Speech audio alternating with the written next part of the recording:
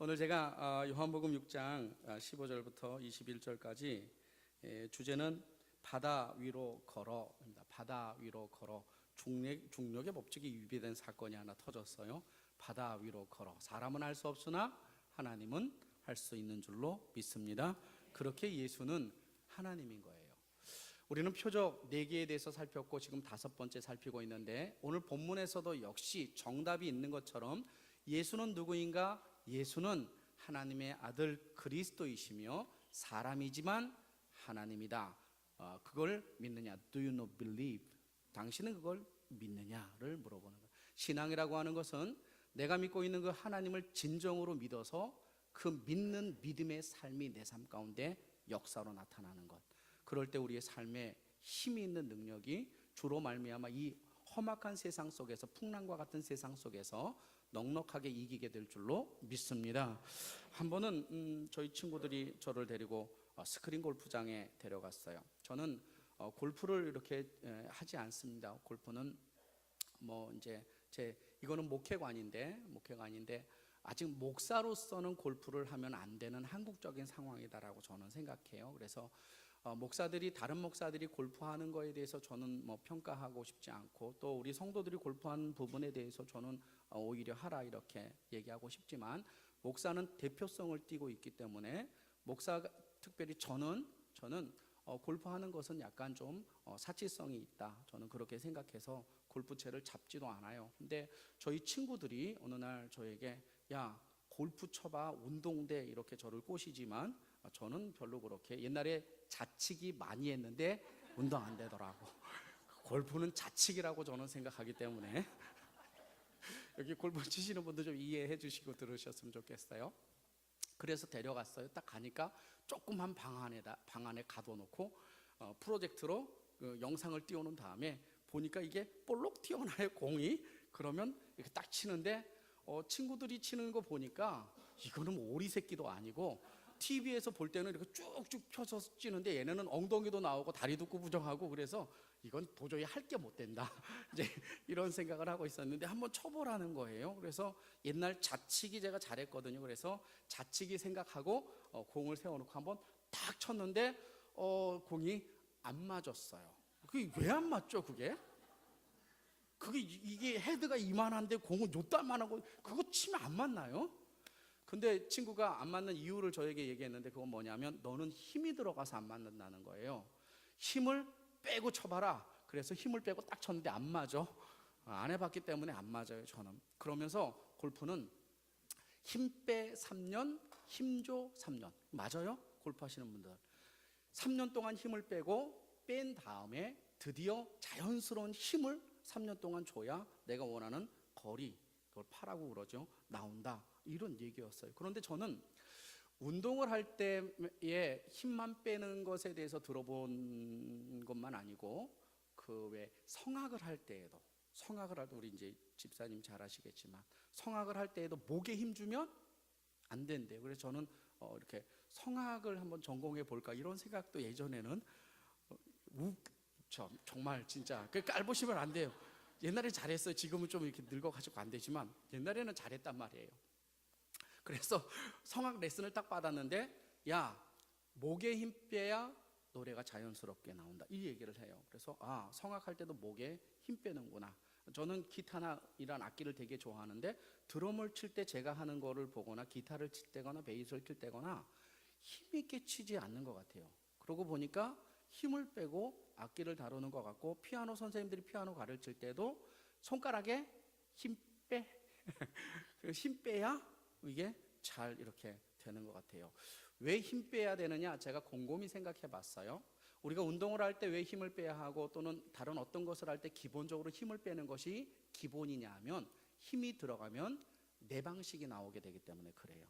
힘이 빠졌을 때는 자연스럽게 하지만 힘이 들어가면 내 방식이 나와서 오히려 그르치는 거예요. 신앙은 그러면 안 그럴까? 저는 신앙도 힘 빼기라고 생각해요. 하나님 앞에서 우리가 얼마나 많은 힘을 빼야 하나님이 우리의 삶 가운데 우리를 이끌어 가실지.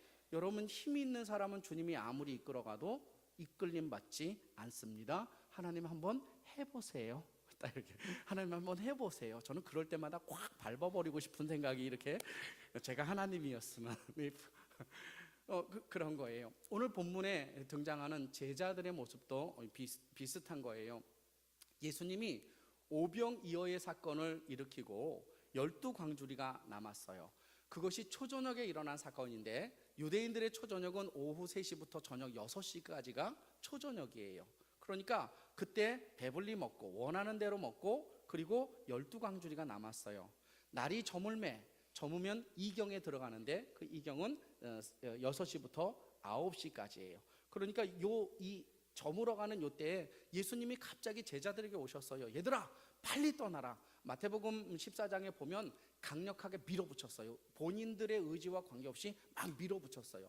제가 추측해 본 건데 이런 것 같아요. 예수님을 우리의 선지자로 만들자. 저분은 선지자요, 우리의 왕이다. 왜냐하면 그들이 생각하는 선지자는 출애굽을 시켰던 모세, 그들의 왕이었어요. 출애굽의 왕이었던 모세. 예수님만 믿으면 우리도 로마에서 벗어날 수 있겠다. 예수님을 임금으로 세우자. 이렇게. 그러니까 제자들이 그 얘기를 들었을 때, 야, 이거 봐라, 이제 정권이 바뀌겠구나, 이제 가능성이 있겠구나. 예수님 그냥 2만 명도 앉은 자리에서 먹이시는데, 예수님이 임금이 되면 이제 우리는 좌의정과 우의정과 나머지 다 해먹을 수 있겠구나, 이런 생각으로 아마 어깨에 힘이 들어가지 않았을까. 그래서 예수님이 재촉하여 그들의 의지와 상관없이 그들을 빨리 갈릴리 바다로 보내서 건너편 가버나움으로 움직이라고 명령했어요.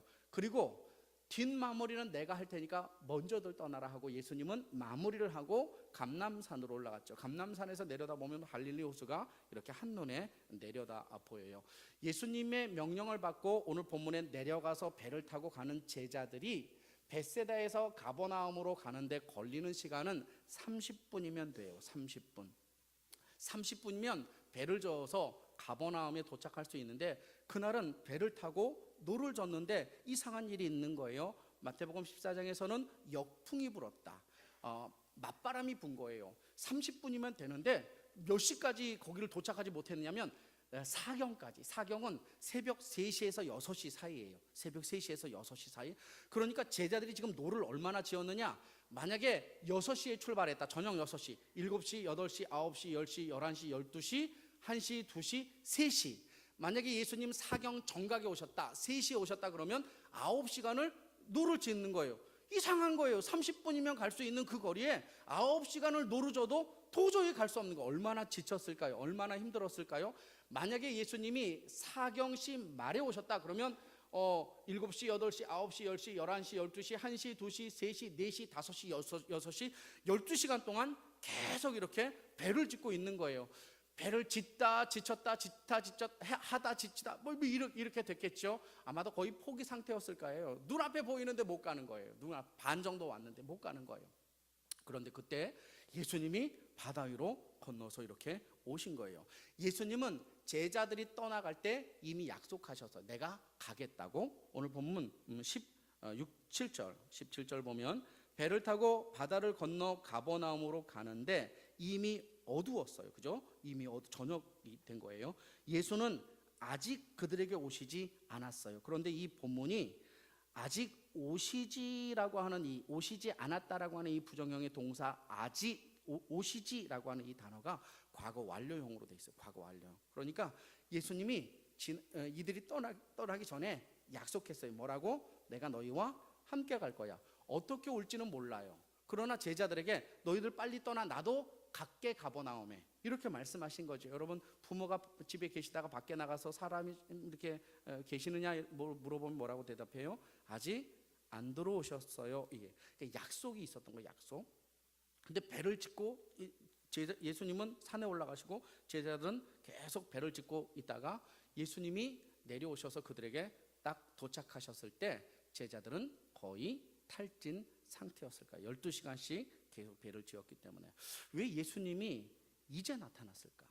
여러분, 우리는 신앙생활 하면서 그런 질문 많이 하거든요. 하나님, 좀 빨리, 내가 지치기 전에, 내가 쓰러지기 전에, 내가 시험 들어 낭망하기 전에 주님 나를 도와주세요. Help me.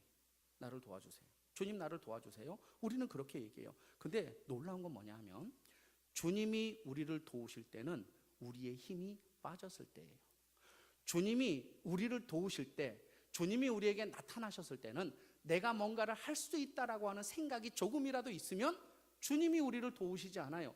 하나님의 일하심의 때와 하나님의 일하심의 방법은, 하나님의 일하심의 방법은 예측할 수 없으며, 하나님의 일하심의 때는 그분이 충분히 역사하실 수 있는 그때요, 나는 죽어지고 그분을 받아들일 때예요. 그런데 그때 예수님이 그들에게 나타나셨어요. 바다 위로 걸어오시는 예수님을 바라보면서 제자들은 깜짝 놀랐죠. 왜냐하면 예수님이 기적을 많이 일으키셨지만 한 번도 무리를 걸은 적은 없었어요. 지난번에도 갈릴리 호수에서 훈련을 받은 적이 있어요. 우리가 금요일 날 살펴봤는데, 성경에 갈릴리 호수에서 2번 배를 타고 훈련을 받는데 2년차 후반부에, 예수님이 3년 사역을 했으면 2년차 후반부에 갈릴리 호수에서 바람을 만났을 때에는 예수님이 배 뒷전에서 주무시고 계셨고, 예수님을 깨워서 그 바닷물을 잔잔케 했어요. 근데 지금은 예수님이 안 계신 거예요. 예수님 오신다고 약속을 했는데 언제 오시는지도 모르고, 그리고 지금 풍랑은 제자들이 맡고 있고 지금 지칠 대로 지쳐있는 상황 속에서 저기에서 예수님이 뚜벅뚜벅 걸어오시는 거예요. 딱 보자마자 제자들이 유령이다, 마가복음, 마태복음에 동일하게 나타나요. 야, 유령이다. 한 번도 그런 걸 본 적이 없으니까. 여러분, 이거 아세요? 하나님의 일하심의 방법은 우리가 한 번도 본 적 없이 일어날 수 있다는 거. 우리의 인생 속에 하나님의 그 능력과 방법은, 여러분, 하나님의 능력과 방법을 예측하지 마세요.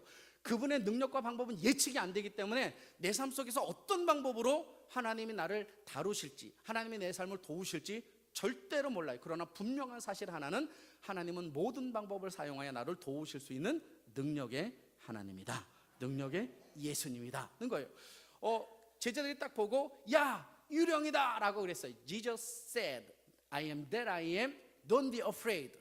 너희들 두려워하지 말라. 예수님이 말씀하셨어요. I am that I am, 내니 나다, 나는 스스로 있는 자다. Don't be afraid, 두려워하지 말라라고 말씀하셨어요. 여기에는 의도가 있는 거예요. 무슨 의도가 있느냐?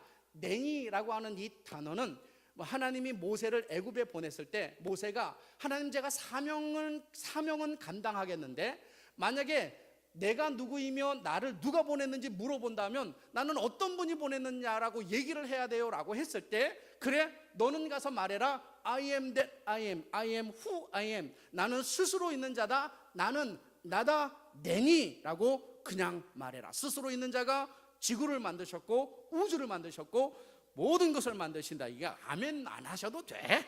뭐 그냥 우리는 부흥회하는 거 아니니까 그렇게. 근데 예수님이 의도적으로 야, 유령이다, Jesus said I am that I am, don't be afraid.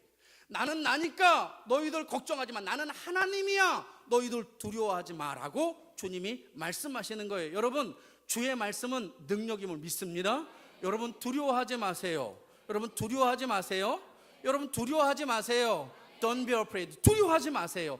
우리가 이 땅을 살아갈 때 우리는 이 땅 것 때문에 많은 두려움을 겪고 많은 아픔들을 겪고 살아가지만 주님은 지금도 내가 하나님이다 라고 말하며 두려워하지 말라고 말씀하시는 거예요. 제가 보니까 이 말씀을 믿는 사람이 많지 않은 것 같아요. 옆 사람 얼굴 딱 보고 이렇게 얘기하세요. 영어로 얘기하겠습니다. Don't be afraid. 그게 뭔데요, 목사님? 그래, 한국말로 할게요. 다시 한번 하겠습니다. 걱정하지 마세요. 그들은 좌절되고 낭망되고 더 이상 그들이 어떻게 배를 지어야 할지 아무런 힘이 없을 때 주님이 나타나셨어요. 그리고 그들 앞에서 저는 그런 상상해요. 얘들아, 동아줄을 내거라.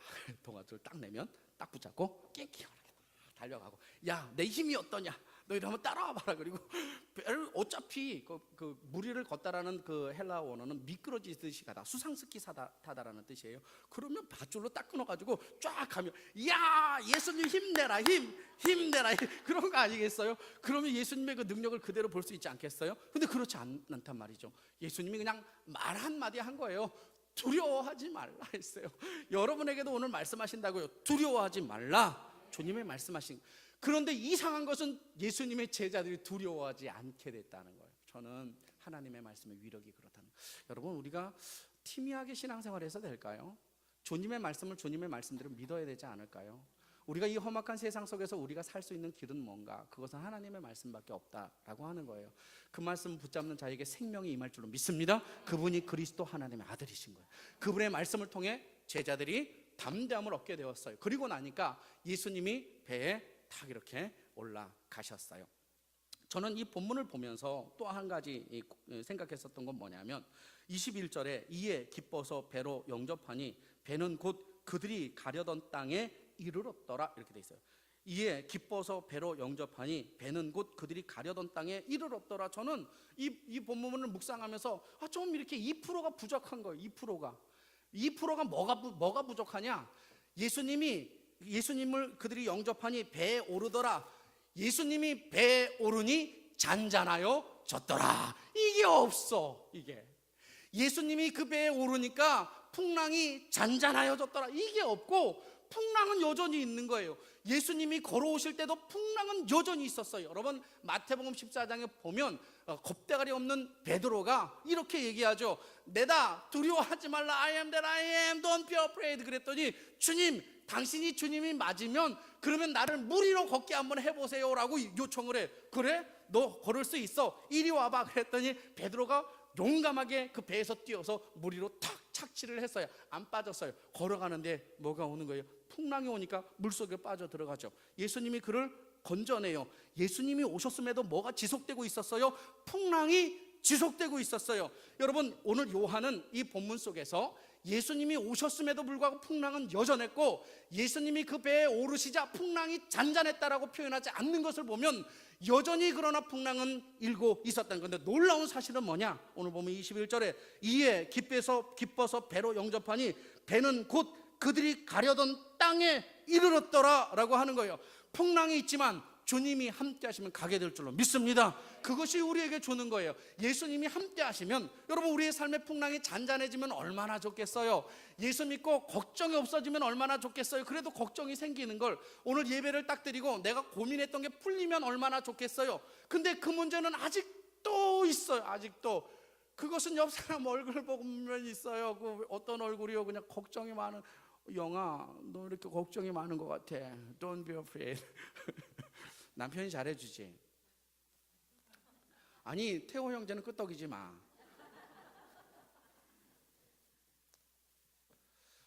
지금 이 땅은 새벽 3시에서 6시까지는 사경과 같고 우리는 이 땅을 위하여 무엇인가 할 수 있는 능력과 힘이 없어요. 그저 흘러가는 대로 우리는 보고 있을 뿐이며 우리는 하나님께 기도하고 있을 뿐이죠. 그런데 이렇게 우리가 지쳐있고 우리가 힘이 없을 때 아직도 질풍노도와 같은 이러한 환경 속에 주님이 함께 하시는 그 자는 주께서 주시는 귀한 그곳에 가게 될 줄로 믿습니다. 우리의 삶의 풍랑이 문제가 아니라 내가 지금 누구와 함께 있느냐가 중요한 문제인 거예요. 저는 오늘 본문 속에서 3가지 정도 간략하게 다 얘기했어요. 첫 번째는 예수 그리스도, 그분 하나님의 아들이신데 그분은 우리에게 생명의 주관자라는 거예요. 여러분 아무리 우리가 어렵고 힘들어도 예수님의 제자들이 죽고 사는 건 누구의 손에 달려 있는 거예요? 예수님의 손에, 하나님의 손에 달려 있는. 그래서 하나님의 아들이신 그리스도는 우리의 생명의 주관자예요. 두 번째로 우리가 생각해야 될 것은 하나님은 일하시는 때가 있다는 거예요. 하나님은 일하시는 때가 있고 하나님은 그런 때를 위하여 때로는 우리의 삶에 더디게 역사해요. 우리의 삶에 기다리게 역사하셔요. 마치 예레미야 18장에 보면 예레미야에게 하나님 나는 너무 답답하고 힘들어요. 이 나라가 망해야 돼요 라고 하나님 나에게 말씀하여 주세요 라고 했을 때 예레미야에게 하나님이 토기장이에게 내려가라 라고 그에게 명령하죠. 토기장이에게 내려가서 보니까 토기장이가 농로 발로 이렇게 막 돌리는 거, 사랑과 영혼 보셨죠? 막 이렇게 돌리는 거 그거 막 이렇게 보여주셔요. 그런데 그걸 보는 순간에 하나님이 말씀하셔서 여러분 도기를 만들 때 이렇게 도기장이가 도기를 막 이렇게 물레를 농로를 돌릴 때 동일한 회전수로 돌릴까요? 빨리 돌리기도 하고 천천히 돌리기도 하고. 하나님은 여러분의 인생을 그렇게 이루어 가셔요. 때로는 내가 예측한 것보다 빨리 나를 돌리시고 때로는 하나님이 지리하게 나의 힘을 빼는 때가 올 수 있다는 거예요. 마지막으로 3번째는 우리가 생각해야 할 것 중에 하나가 있다면 그것은 세상에 풍랑이 일어도 주님이 함께 하시면 우리가 넉넉하게 이길 수 있다라고 하는 것이죠.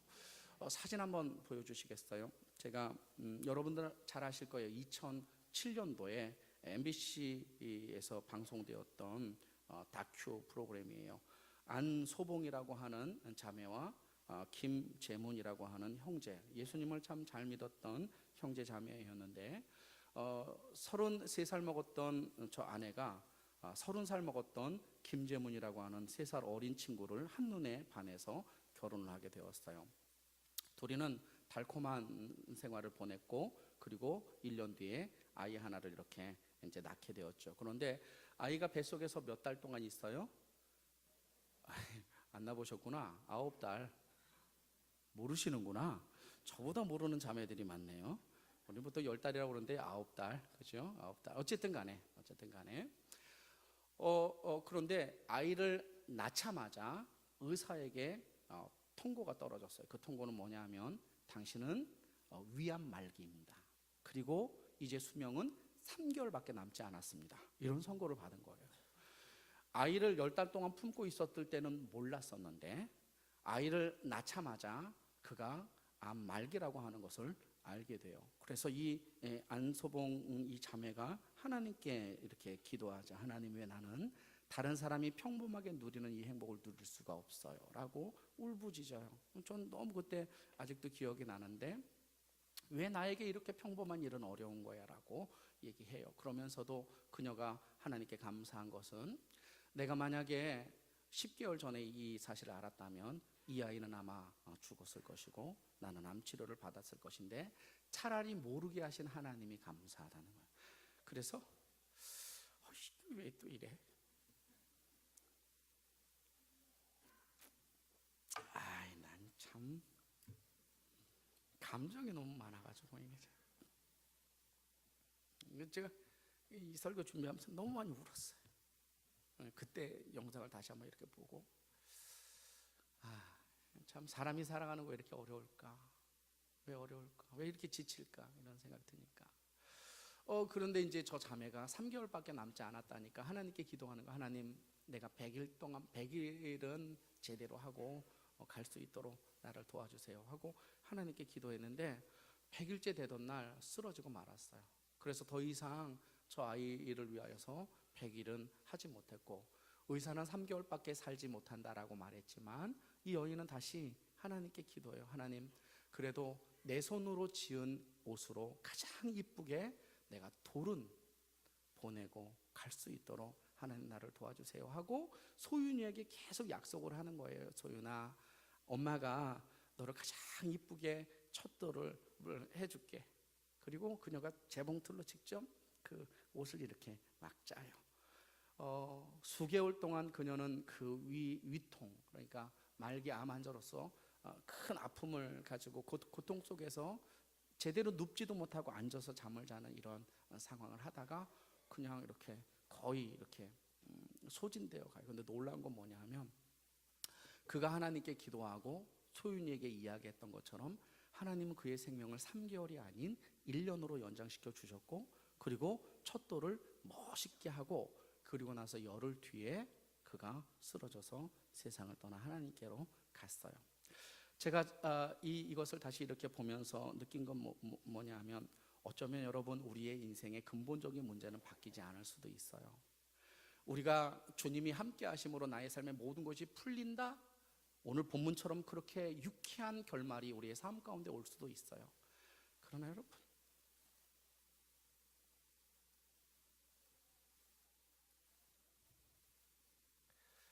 우리의 삶에 문제가 풀리지 않아도 그분이 함께하는 것이 우리의 삶의 능력일 줄로 믿습니다. 좌절하지 마시고 낭망하지 마시고, 내 인생 속에 가장 아플 때, 가장 힘들 때, 가장 지쳤을 때 찾아오시는 그 주님의 음성 가운데 승리하기를 축원합니다.